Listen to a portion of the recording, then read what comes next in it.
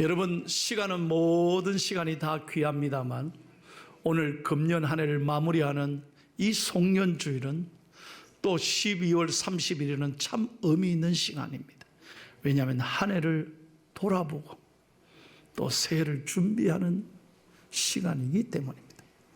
여러분, 배우들이요, 무대 위를 올라가 열심히 연기하지만 여러분, 끝나면 무대에서 내려와야 한다는 거예요. 우리 인생도 마찬가지예요. 우리 인생의 무대에서 언젠가는 내려와야 된다. 다시 말하면 끝날 때가 있다는 거예요. 여러분, 인간의 일생을 한 해를 비유해서 누군가 이런 이야기를 했습니다. 영상을 한번 보세요. 사계절 가운데 봄은 청년의 시대, 청춘을 가르친다. 모든 것이 왕성하게 잘 자라는 여름은 장년 시대를 의미한다. 열매를 맺는 가을은 인생의 노년기를 의미한다.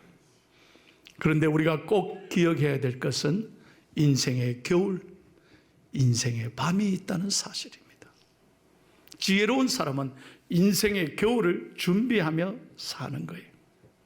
여러분 보십시오. 우리 대한민국에 봄, 여름, 가을, 겨울이 있다는 게 얼마나 감사한지 몰라요. 이게 당연한 게 아닙니다. 저는요, 미국에서 17년을 살았습니다. 크리스마스 반팔 입고 보냈습니다. 무슨 캐롤 아무리 불러도 하나도 맛이 나지 않습니다. 반팔 입고 캐롤 한번 불러봐요. 이게 1년 내내 날씨가 덥고요. 17년 사는 동안 물론 간혹 비도 오고 간혹 춥기도 하죠. 그러나 이 대한민국처럼 이렇게 겨울이 있다는 게 얼마나 감사합니다. 할렐루야. 여러분, 그래서 우리는 감사할 게 너무 많은 거예요. 다시 말씀드립니다. 인생에 겨울이 있다는 걸 꼭 기억하셔야 돼요. 올 때는 순서로 왔지만 갈 때는 순서가 없어. 인생 아무것도 아니에요.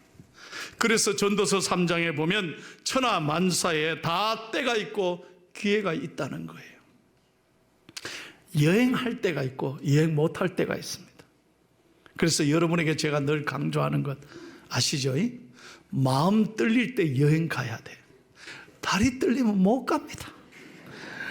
아이고, 내 이제 좀 돌아다녀 봐야지. 근데 다리 떨리면요, 아무 데도 못 갑니다. 돈 있는 곳, 시간 있는데 다리가 문제가 생겨서 아무 데도 못 가는 거예요. 아무 데도 못 가요. 다 때가 있다니까요. 학생들이 공부할 때가 있어요. 그러나 그 시기에 놓치면 공부하고 싶어도 못해요. 다 때가 있어요. 일할 때가 있고 일을 못할 때가 있다는 거예요. 씨를 뿌릴 때가 있고 추수할 때가 있습니다. 그렇습니다. 모든 것 다 때가 있습니다. 천하 만민에 다 기회가 있다는 것입니다. 그런데 기회는 언제나 있는 게 아닙니다. 다 지나갑니다. 그러므로 그 기회를 소중히 여기고 겨울이 오기 전에 우리들도 준비해야 하고 마땅히 해야 될 일을 해야 한다는 것입니다. 오늘 본문 디모데후서는 사도 바울이 영적인 아들 디모데에게 보낸 두 번째 편지입니다. 바울이 어디서 이 편지를 썼느냐? 로마 감옥에서 썼습니다. 그래서 옥중서신이라고 합니다. 그리고 영적인 아들 디모데, 에베소 교회에서 목회하는 디모데에게 보낸 편지이기 때문에 목회서신이라고도 합니다. 바울은 이 디모데에게 편지하면서 오늘 특별히 이렇게 부탁하고 있습니다. 9절을 다 같이 읽겠습니다. 다시 한번 시작. 너는 어서 속히 내게로 오라. 어서 속히 내게로 오라. 자, 21절을 읽겠습니다. 읽지 않았는데요. 다시 한번 다 같이 시작. 너는 겨울 전에 어서 오라. 겨울 전에 디모데야, 어서 오라. 왜? 오늘 6절 말씀에 보면 바울이 이제 죽을 때가 다 왔다는 걸 적감합니다. 이제 내가 죽음이 임박해 왔구나. 죽을 때가 됐구나. 그래서 겨울이 오기 전에 디모데야, 꼭 어서 오라.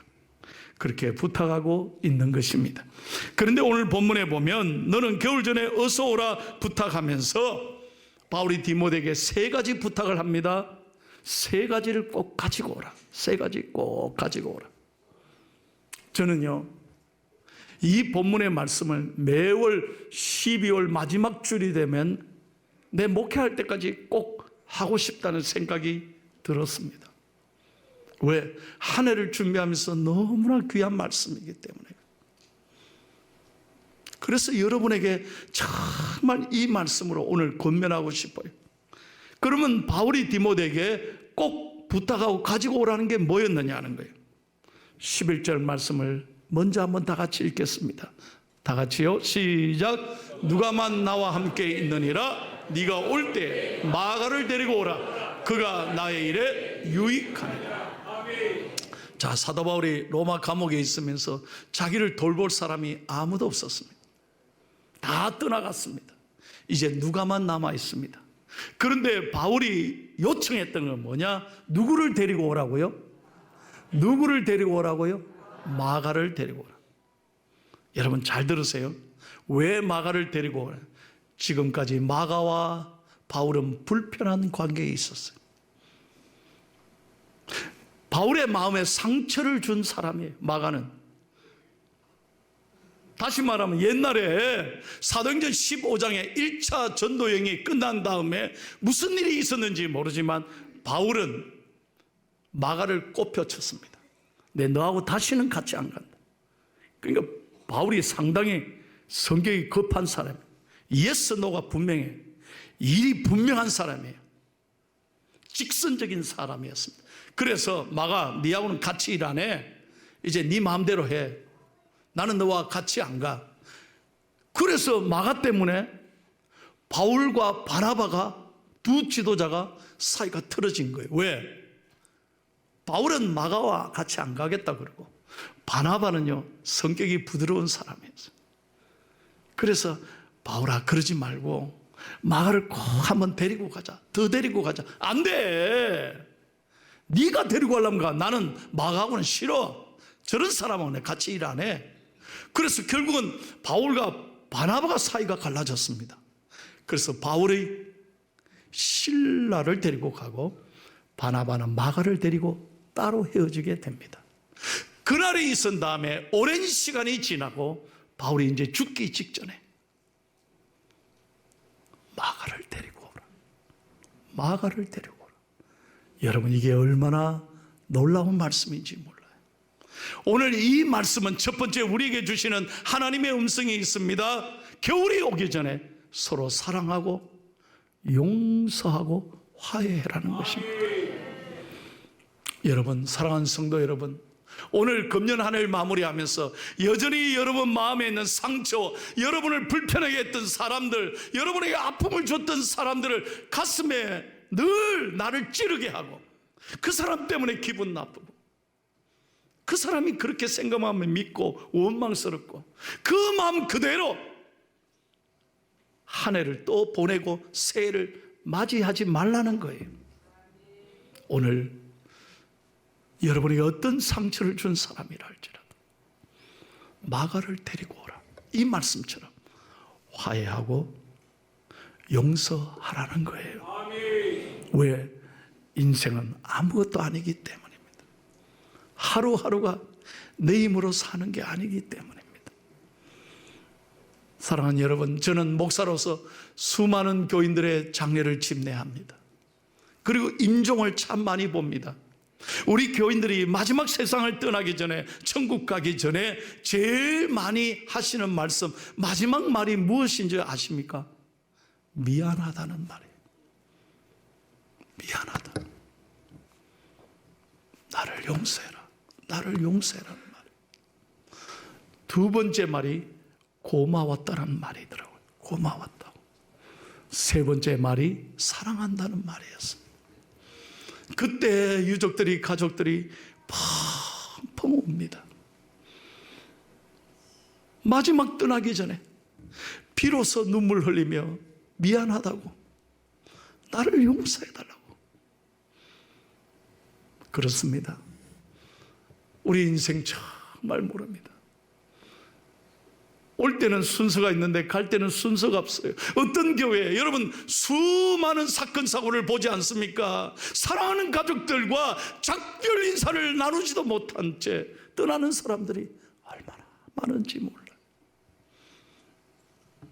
인생의 겨울이 오기 전에 여러분의 마음에 비록 상처를 준 사람이 있다 할지라도 용서하고 화해하고 용납하고 그 사람을 받아들이고, 힘들지만 내 힘으로는 용서가 안 돼, 내 생각으로는 도저히 받아들일 수 없어, 그러나 예수 믿기 때문에, 예수님이 내 안에 계시기 때문에 예수님의 이름으로 그를 위해 기도하면 하나님이 여러분을 만지십니다. 여러분의 마음에 하나님의 위로가 있고 은혜로 내 마음을, 이 어둠을, 이 상처 속에 나를 찌르고 누군가도 찌르는 게 아니라 오늘 우리는 주님의 은혜로 내 영혼의 어둠을 깨끗하게 하나님 용서하고 사랑하며 사랑으로 은혜로 덮어주실 줄로 믿습니다. 그럴 때 우리의 마음이 천국이 되는 거예요. 천국이 되는 거예요.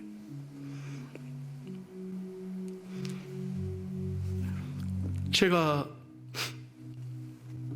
어머님을 아직 제가 모시고 있는데요, 우리 엘림 복지재단 실버빌에 계십니다. 금년에 9순입니다. 저는 어머니를 위해서 늘 새벽마다 기도합니다. 제 기도 제목은 뭐냐? 우리 어머님 천국 가실 때까지 저를 기억하게 해주십시오. 조금 어머니가 이 치매기가 왔다 갔다 하신다 그래. 그래서 저보고 니 누구 이럴까봐 그게 제일 가슴 아프. 그런 날이 올까봐, 아들을 못 알아볼까, 새벽마다 기도. 우리 어머니 기억력을 주십시오. 이 아들 목사를 알아보게 해주십시오. 그게 제 기도죠. 그래서 늘 기도합니다. 사랑하는 여러분, 인생 아무것도 아니고 주님 오시면 갈 수밖에 없어. 다 놓고 갈 수밖에 없어. 인생의 겨울이 오기 전에 끝이 있다는 걸 늘 생각합니다. 여러분, 사랑하며 살아가기도 힘든 인생, 짧은 인생인데 우리가 나이 들면 혹시 기억도 가물가물해질 수 있고, 만약에 치매가 오면 다 잊어버릴 수도 있는데 뭐 그걸 그렇게 분노하고 화를 내고 그렇게 살 필요가 뭐 있겠어? 하나님이 그건 원하지 않는 거예요. 우리는 오늘 하루도 한 해를 맞이하면서 사랑으로, 용서로, 용납함으로 이 한 해를 정리하고 멋진 새해를 맞이하시기를 예수님의 이름으로 축복합니다. 두 번째 바울의 부탁은 이것이었습니다. 13절을 읽겠습니다. 다 같이 크게요. 시작. 내가 올 때 내가 들어와 가보이 집에 둔 겉옷을 가지고 오고, 또 책은 특별히 가죽 종이에 쓴 것을 가지고. 자, 13절 자세히 봐요. 두 번째 부탁이 뭐냐? 뭐 놀라운 부탁 아니에요. 엄청난 부탁인 게 아니에요. 디모데야, 혹시 네가 올 때 드로아에 들러서 가보이 집에 내가 두고 온 이 겉옷을 좀 가져다 줄래?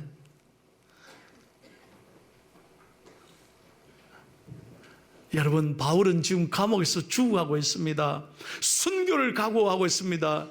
그러나 연약한 인간이기에 너무 추운 거예요.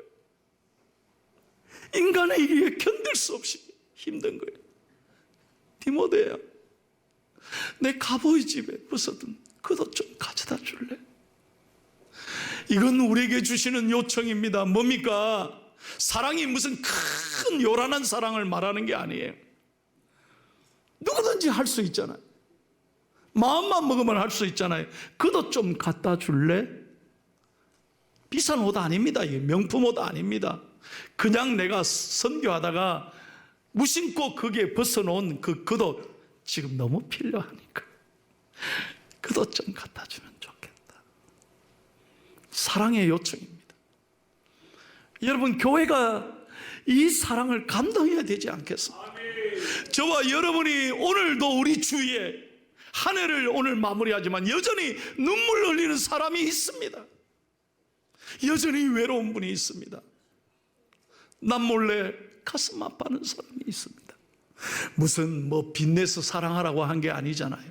없는 것으로 사랑하라고 하지 않습니다.